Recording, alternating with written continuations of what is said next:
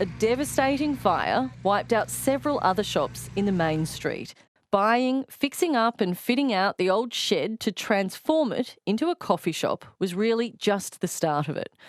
As well as being the only town in Australia situated on both sides of a state border, there is a special spirit here that makes Mungindi stand out. The spirit needed to come back into the town, and I think that's what Flock did.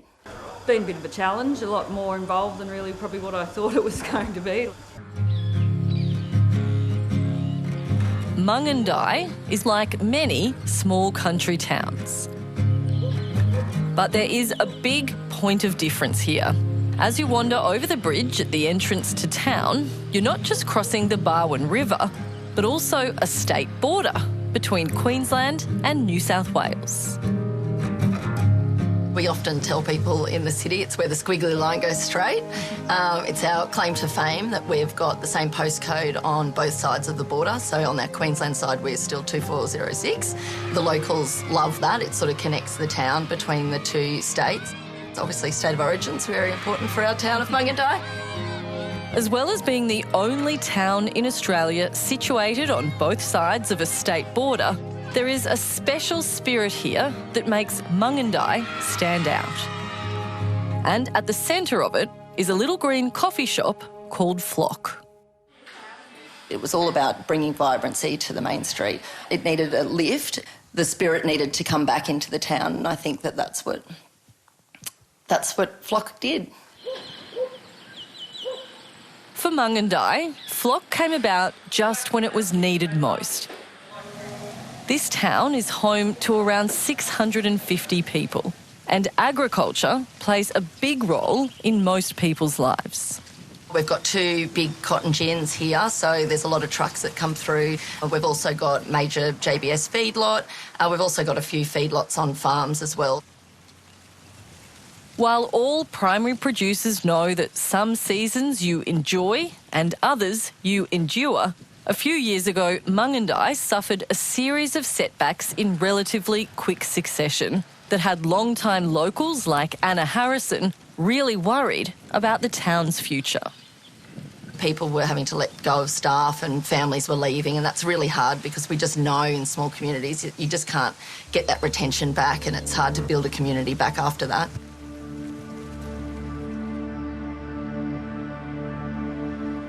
After 3 long years of drought came the COVID pandemic and border closures, which quite literally split this town in two. In 2019, the coffee shop closed. And then in 2020, a devastating fire wiped out several other shops in the main street, including the local supermarket. That's our livelihood in Mungindi gone. Very sad to see. It proved too much for some, and there were people and families who packed up and left. In a small community like this, that can be devastating. You know, it's one less person on the canteen roster, it's a family short at swim club. Yeah, it impacts everyone. From the neighbouring town of Thallon, the school bus driver witnessed the fallout from those challenging years firsthand. This year I've got 6 children. We used to have a lot more, hence the big bus, but yeah, unfortunately, due to generational change and the drought, we lost a lot of families that way. I think we lost like 17 kids in 1 year, so just because they had to move from farm to different job opportunities.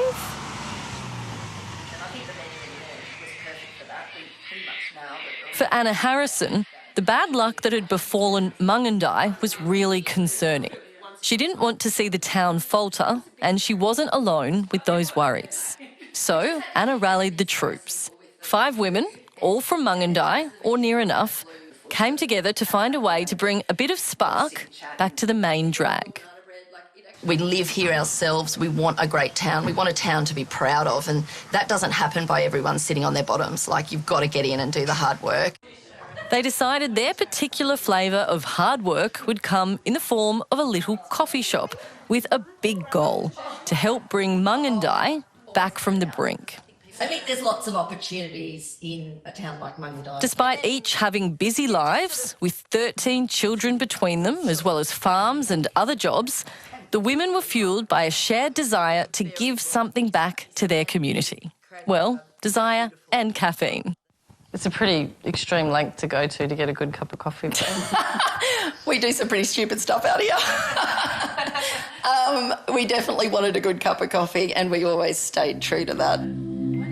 The 5 women played to their individual strengths, whether that was designing the menu, doing the logistical legwork, managing supplies, or dealing with staffing. In a border town, 750 kilometres southeast of Brisbane, with no local grocery shop, none of that was easy. But boy, was it appreciated. Everyone comes here in the mornings, the Ambos, the local police, everyone comes here sort of for a catch-up in the morning. It's great. Filled my cup in so many ways.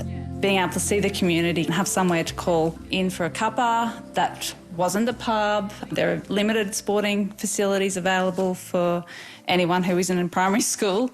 So it was great to have a place that they could come to and enjoy the community and just make the most of being in town. Buying, fixing up and fitting out the old shed to transform it into a coffee shop was really just the start of it.